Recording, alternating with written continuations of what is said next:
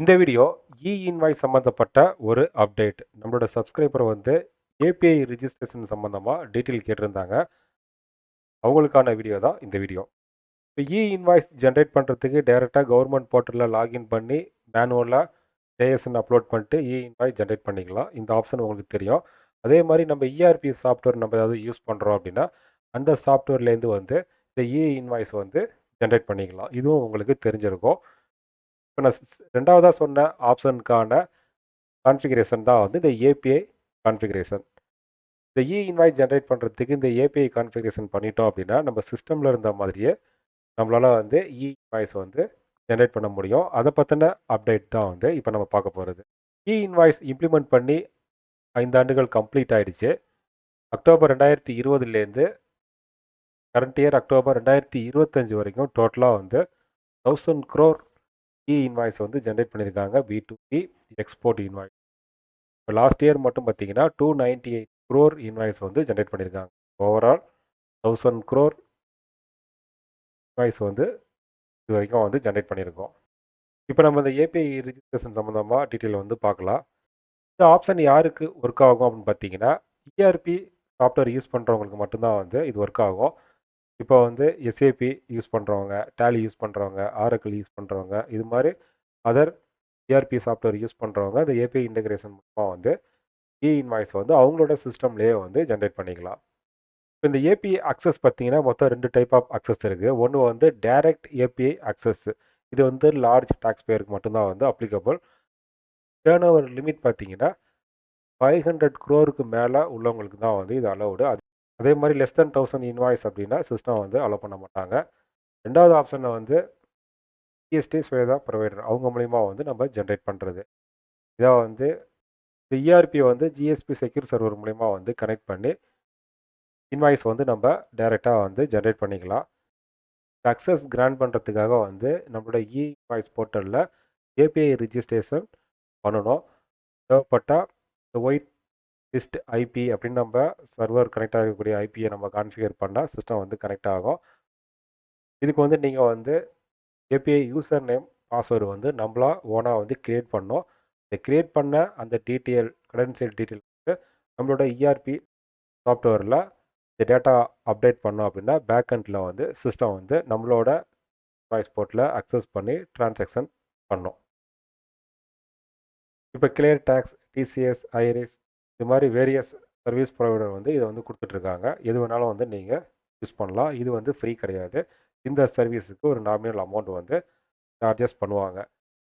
அதே மாதிரி செட்டிங்னு பார்த்தீங்கன்னாலும் ஒவ்வொரு சாஃப்ட்வேருக்கும் ஒவ்வொரு மாதிரி இருக்கும். ஃபார் எக்ஸாம்பிள் இப்போ எஸ்ஏபி யூஸ் பண்ணுறோம் அப்படின்னா இதோட கிரெடென்ஷியல் மேப்பிங் எப்படி இருக்கும்னாக்க இன்வாய்ஸ் கான்ஃபிகரேஷனுக்குள்ள ஏபிஐ செட்டிங்குள்ளே வந்து ஆத்தென்டிகேஷன் பாராமீட்டர் உள்ள போயிட்டு நம்ம ஜிஎஸ்டி போர்ட்டல் அதாவது இன்வாய்ஸ் போர்ட்டலில் கிரியேட் பண்ண அந்த யூசர் நேம் பாஸ்வேர்ட் இதை வந்து அப்டேட் பண்ணால் மட்டும்தான் வந்து நம்மளோட அந்த இஆர்பி சர்வர் வந்து அக்சஸ் பண்ணும் நம்மளோட டேட்டாவை.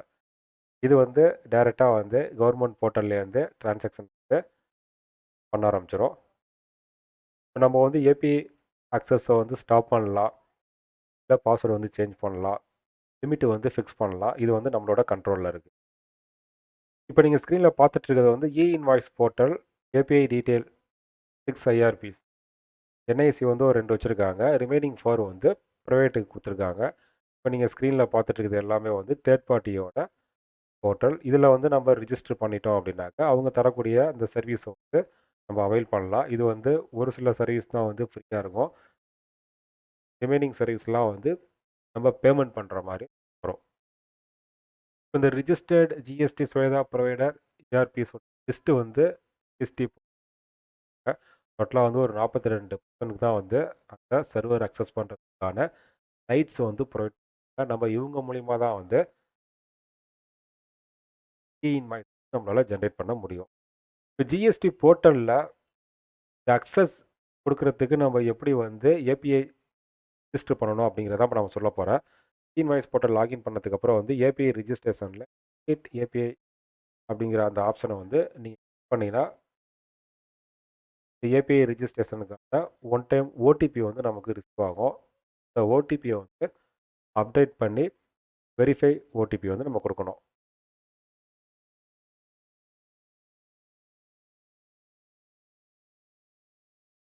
கொடுத்ததுக்கு அப்புறம் பார்த்தீங்கன்னா, இதில் வந்து டிஃப்ரெண்ட் டைப் ஆஃப் ஆப்ஷன் இருக்கும். இதில் வந்து through SP, through ERP, through client ID of other ஜிஎஸ்டின்னு இருக்கும். இதில் வந்து நீங்கள் எந்த சர்வீஸ் ப்ரொவைடர் சர்வீஸ் அவைல் பண்ண போகிறீங்களோ அந்த பர்சன் நேமு, இதுக்கப்புறம் வந்து அந்த ஏபிஐக்கான யூசர் கிரெடென்சியல் வந்து நம்மளோட ஆப்ஷன் நம்ம வந்து இங்கே செலக்ட் பண்ணணும். அதே மாதிரி பாஸ்வேர்டு வந்து நம்மளே வந்து ஜென்ரேட் பண்ணணும். சேம் பாஸ்வேர்டை ரிப்பீட் சப்மிட் பண்ணணும்.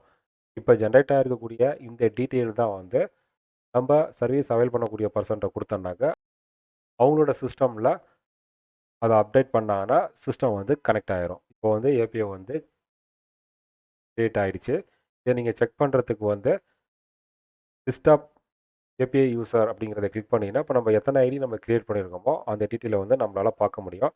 இதை நம்ம ஃப்ரீஸ் பண்ணணும்னாலும் நம்ம வந்து ஃப்ரீஸ் பண்ணிக்கலாம். இந்த மெத்தடில் தான் வந்து நம்ம யூஸ் பண்ணக்கூடிய இஆர்பி சாஃப்ட்வேர் வந்து இன்வாய்ஸ் வந்து ஜென்ரேட் பண்ணிட்டு இருக்கு.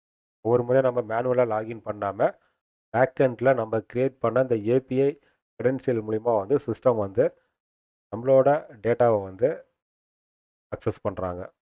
இப்போ நீங்கள் இன்வாய்ஸ் மேனுவலாக ஜென்ரேட் பண்ணோ இல்லை ஏபிஐயில் ஜென்ரேட் பண்ணோ இதுவுமே வந்து வேலிடு தான். நம்ம தான் ரெஸ்பான்சிபிள். ஏபிஐயில் ஜென்ரேட் பண்ணது எனக்கு தெரியாது நம்ம சொல்லி எஸ்கேப் ஆக முடியாது.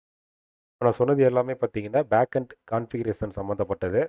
இது உங்களுக்கு அப்ளிகபிள் இல்லை அப்படின்னா நீங்கள் ஒரி பண்ண வேண்டாம். நீங்கள் டேரெக்டாக மேனுவலாக லாகின் பண்ணிவிட்டு இன்வாய்ஸை வந்து பிரிண்ட் அவுட் எடுத்துக்கங்க. இல்லை இந்த செட்டிங் ஆல்ரெடி உங்கள் சிஸ்டமில் இருக்குது அப்படின்னாலும் நீங்கள் ஒன்றும் பண்ண வேண்டாம்.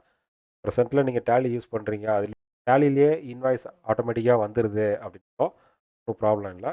இப்போ நான் சொன்னதை வந்து பேக்கெண்ட் கான்ஃபிகரேஷன் தான். இது ஒன் டைம் பண்ணால் போதும். நீங்கள் செகண்ட் டைம் ட்ரை பண்ணி தப்பு பண்ணிட்டீங்க அப்படின்னா எரர் வரும். அதனால் வந்து ட்ரையல்லாம் நீங்கள் பார்க்காதீங்க. இந்த ஏபிஐ ரெஜிஸ்ட்ரேஷன் வேறு ஏதாவது உங்களுக்கு டீட்டெயில் தேவைப்பட்டால் இந்த வீடியோவோட கமெண்ட் பண்ணுங்கள். இந்த வீடியோ உங்களுக்கு யூஸ்ஃபுல்லாக இருந்துச்சு அப்படின்னா பண்ணுங்கள். வீடியோ உங்கள் நண்பருக்கு பயனுள்ளதாக இருக்கும் அப்படின்னாலும் அவங்களுக்கு நீங்கள் ஷேர் பண்ணுங்கள்.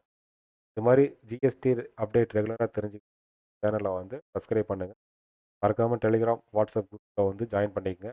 டோட்டலாக வந்து ஃப்ரீ காஸ்ட். நம்மளோட இன்ஸ்டாகிராம் பேஜை வந்து ஃபாலோ பண்ணுங்கள். அப்போ தான் டேக்ஸ் அப்டேட்டை வந்து ஃப்ரீட்டாக வந்து நீங்கள் தெரிஞ்சுக்க முடியும். இது மாதிரி இன்னொரு அப்டேட்டில் சந்திக்கலாம். தேங்க்யூ.